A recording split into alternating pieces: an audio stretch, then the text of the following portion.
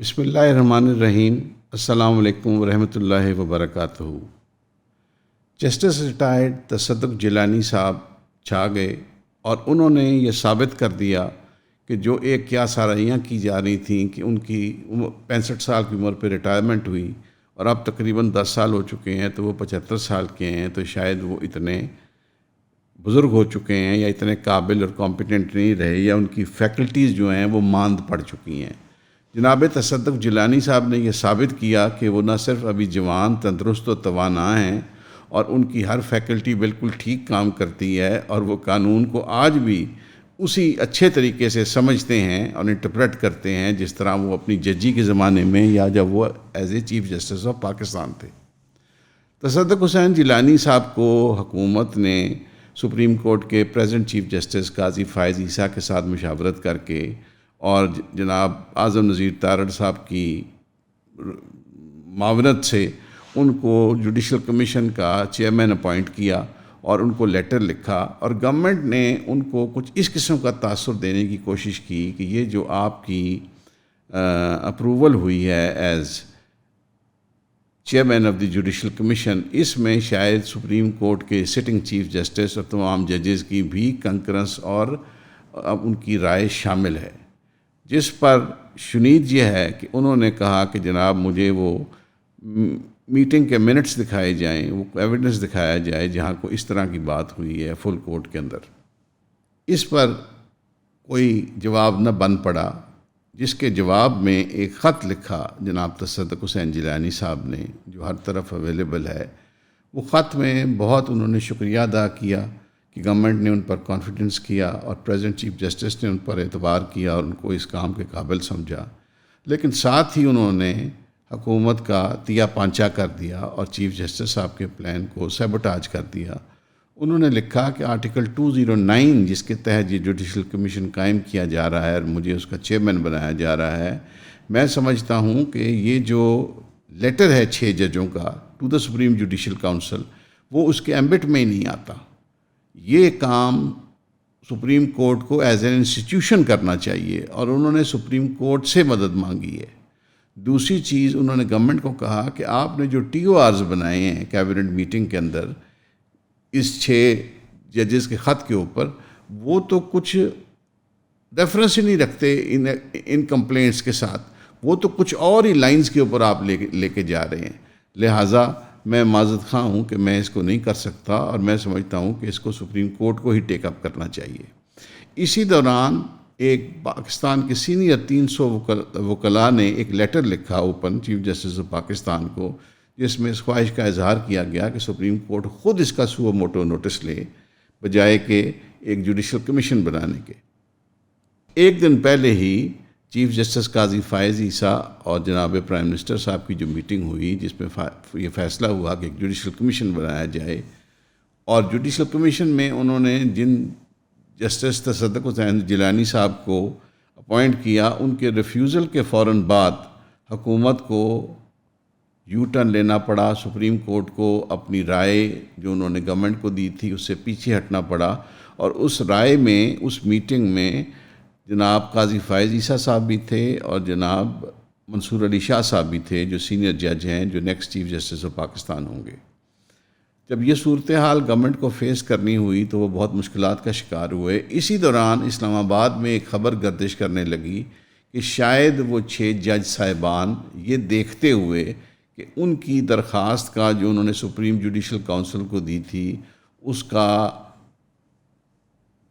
کو داخل دفتر کر دیا گیا ہے ایک جوڈیشل کمیشن بنا کے، تو خبر یہ آنے لگی کہ شاید وہ 6 جج صاحبان سپریم کورٹ میں پیش ہو کے وہاں پر رٹ فائل کریں گے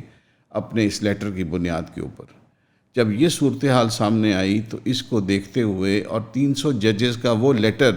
جو پوری مارکیٹ میں اور سوشل میڈیا پہ سرکولیٹ کر رہا ہے اس وقت، جس میں جناب تصدق حسین جیلانی کے بیٹے کا بھی نام ہے، جو اوپر سے اگر سیریل نمبر شروع کریں تو دوسرے نمبر پر ہے، یعنی ان کے بیٹے خود کہہ رہے ہیں کہ یہ آپ نے جوڈیشل کمیشن غلط بنایا ہے اور آپ اس کو as a supreme court suo motu notice لے۔ اس کے اوپر میں سمجھتا ہوں کہ ان 6 سرفروش ججوں کو اللہ تبارک و تعالیٰ نے کامیابی سے نوازا، اور سپریم کورٹ نے صورتحال کو بھانپتے ہوئے بہتری اسی میں جانی کہ انہوں نے سو موٹو نوٹس لے لیا ہے اور ایک 7 رکنی لارجر بینچ بنا دیا ہے سپریم کورٹ کا، جو بدھ کے دن 11:30 بجے اس کی ہیئرنگ کرے گا اور اس کا کام شروع کرے گا۔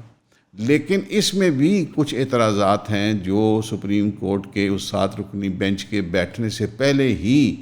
مقتدر جو قانونی حلقے ہیں ان کے اندر اور سینئر وکلاء کی طرف سے آ رہے ہیں۔ وہ یہ ہیں کہ اس میں چیف جسٹس صاحب نے شاید سینئر ججز کو نہیں رکھا، اس میں جسٹس عائشہ ملک نہیں ہیں، جسٹس منیب اختر نہیں ہیں، اور بھی کچھ سینئر ججز نہیں ہیں، تو اس میں زیادہ تر جونیئر ججز ہیں یا چیف جسٹس صاحب خود ہیں اور منصور علی شاہ صاحب ہیں۔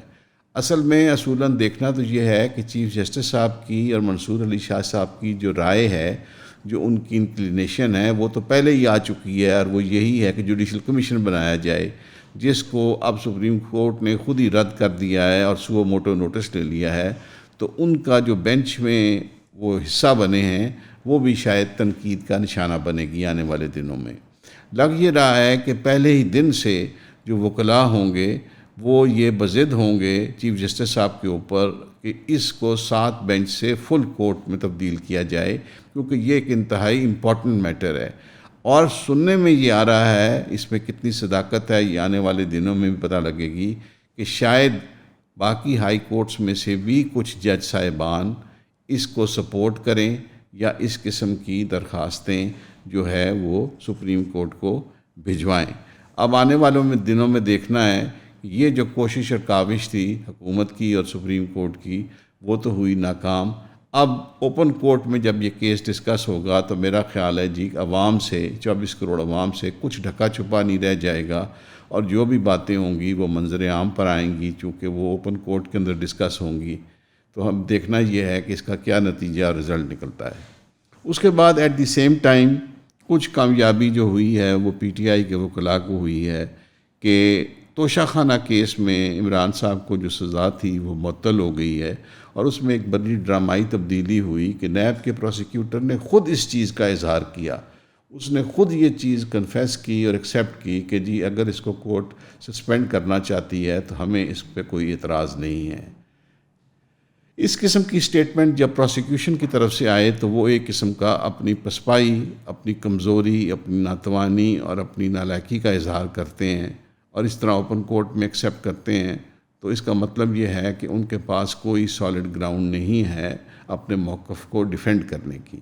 لیکن عمران صاحب کی جو مشکلات ہیں ان میں قطعاً کمی نہیں ہوئی، یہ ایک ٹپ آف دی آئس برگ تھی کہ ان کے اوپر 3 کیسز میں سزا ہو چکی ہے، سائفر کیس میں، توشہ خانہ کیس میں، اور نکاح کی عدت کے دوران نکاح کے کیس کے اوپر۔ تو ابھی ان کی ایک سزا معطل ہوئی ہے، 2 سزائیں ان کی بحال ہیں جو اس وقت وہ کاٹ رہے ہیں۔ ایک تو آنے والے دنوں میں ہم نے یہ دیکھنا ہے کہ آیا وہ 2 سزائیں بھی سسپینڈ ہو جاتی ہیں کہ نہیں، ان کا کیا فیٹ اور فیوچر ہوتا ہے۔ اور دوسرا یہ ہے کہ عمران خان صاحب بہت سارے مقدمات اور میں بھی ملوث ہیں، تو ان میں اگر ان کی گرفتاری ڈال دی جاتی ہے تو ان کی رہائی ناممکن ہو جائے گی۔ مجھے یہ لگ رہا ہے کہ عمران خان صاحب کی رہائی صرف کسی سیٹلمنٹ کے نتیجے میں ہوگی، جو عمران خان صاحب کرنے کو تیار نہیں ہیں، جو ٹرمز عمران خان صاحب چاہ رہے ہیں وہ حکومت اور اسٹیبلشمنٹ دینے کو تیار نہیں ہیں، جو آفرز حکومت اور اسٹیبلشمنٹ ان کو کر رہی ہے وہ عمران صاحب کو منظور نہیں ہے۔ تو مجھے یہ لگ رہا ہے کہ شاید ہی کوئی ایسا معجزہ ہو کہ عمران خان صاحب اگلے 10، 20، 30، 40 دنوں میں جیل سے رہا ہو کے باہر آ سکیں۔ تو ابھی یہ سلسلہ جو ہے وہ چلے گا۔ مجھے آپ کی رائے کی اشد ضرورت ہے۔ آپ نے کائنڈلی کمنٹ کرنا ہے تصدق حسین جیلانی صاحب کے خط کے اوپر۔ آپ نے پہلا بتانا ہے کہ حکومت کا یہ فیصلہ کیسا تھا، حکومت کے آپ اور سپریم کورٹ کے آپ میٹنگ کے بعد جو آؤٹ کم نکلا، آپ اس فیصلے کو کیسے دیکھتے ہیں، اور آپ اس بات کو کیسے دیکھتے ہیں کہ جسٹس تصدق حسین جیلانی حکومت کو اوپن لیٹر کے اندر کہہ رہے ہیں کہ آپ نے جو ٹی او آرز بنائے ہیں وہ تو مجھے سمجھ ہی نہیں آ رہے کہ وہ کیا ہیں، ان کا تو کچھ تعلق ہی نہیں ہے، ان کی تو کوئی ڈائریکشن ہی نہیں ہے ان 6 ججز کی اس کمپلین کے بارے میں، جو وہ سپریم جوڈیشل کاؤنسل سے پوچھ رہے ہیں کہ اس طرح کے حالات میں ہمیں کیا کرنے کی ضرورت ہے، کوئی کس طریقے سے ہم ان چیزوں کو ٹیکل کریں۔ دوسرا آپ نے بتانا ہے کہ جو سپریم کورٹ نے 7 رکنی بینچ بنایا ہے جس میں سب جونیئر ججز ہیں ماں سوائے 2 یا 3 سینئر ججز کے. تو اس کو آپ کیسے دیکھتے ہیں اور آنے والے دنوں میں آپ کیا سمجھتے ہیں کہ اس کا کیا آؤٹ کم ہوگا؟ میں سمجھتا ہوں کہ یہ جو بھی فیصلے ہو رہے ہیں اس میں بہت ساری چیز جو ہے وہ پبلک پریشر سے بھی تعلق رکھتی ہے کہ جو عوام کا دباؤ ہے, جو سوشل میڈیا کا دباؤ ہے, اس وقت ہر چیز ہر کسی کے سامنے ایکسپوزڈ ہے, کچھ ڈھکا چھپا نہیں ہے. اس لیے آپ سب کی رائے جو ہے وہ انتہائی قیمتی ہے. آپ نے رائے تمیز کے دائرے میں دینی ہے, کوئی سخت الفاظ استعمال نہیں کرنے, کوئی گالم گلوچ نہیں کرنی, کیونکہ ہم ایک انتہائی مہذب قوم ہیں. اور یہ جو پرٹیکولر کیس ہے یہ پاکستان کی ہسٹری میں ایک ٹرننگ پوائنٹ ہے. اس پر یہ فیصلہ ہونا ہے کہ آیا آج کے بعد ہماری ایجنسیاں, ہمارے ادارے جو ہیں وہ اپنی حدود سے تجاوز کریں گے یا نہیں کریں گے. ہم نے یہ دیکھنا ہے کہ سپریم کورٹ اس میں کیا داد رسی کرتی ہے. آپ سب کی توجہ کا بہت شکریہ. السلام علیکم. ایون کا آپ سے وعدہ ہے کہ ہم کبھی بھی کسی کا آپ کو پیڈ چورن نہیں بیچیں گے اور اپنے کانٹینٹ کو معیاری رکھیں گے. جیسے کہ آپ کو پتہ ہے کہ آن لائن اسپیس کے اندر کانٹینٹ کریٹرز جو ہیں وہ بہت مختلف شکلوں اقسام کے ہیں اور وہ عجیب قسم کا چورن بیچ رہے ہوتے ہیں. پیڈ پوڈ کاسٹ ہوتی ہیں, اسپانسرشپس ہوتی ہیں وغیرہ وغیرہ. تو ہم کبھی بھی آپ کو چورن نہیں بیچیں گے. اگر ایڈ بھی دکھائیں گے کسی پروڈکٹ کا تو کوشش ہوگی کہ وہ ایک جید پروڈکٹ ہو جو اس سے آپ استفادہ لے سکتے ہیں اور کوئی کسی کام کی چیز ہو. تو ہماری 2 جائز ارننگ کے سورسز ہیں کہ ہم ایڈ چلا سکتے ہیں اور آپ جو ممبرشپس پرچیز کرتے ہیں اس میں آپ کی سپورٹ ہمیں درکار ہے. ہماری ویب سائٹ کھول کے ہماری ممبرشپ پرچیز کر سکتے ہیں آپ, جس کے اندر 4 لائیو زوم سیشنز ہیں اور مزید انشاءاللہ تعالی ہم کانٹینٹ اس کے اندر ایڈ کرتے رہیں گے. ویسے جو آپ پبلکلی کنزیوم کر رہے ہیں ہمارا کانٹینٹ کسی بھی پلیٹ فارم کے اوپر, یہ ابھی بھی فری ہے اور لانگ ٹرم بھی انشاءاللہ تعالی فری ہی رہے گا. تو اگر آپ ویب سائٹ کھول کے ہماری ممبرشپ لیں گے, جو اس کی مقررہ فیس ہے اگر آپ وہ ادا کر دیں یا اس سے بڑھ کے, that would be nice. Bye bye.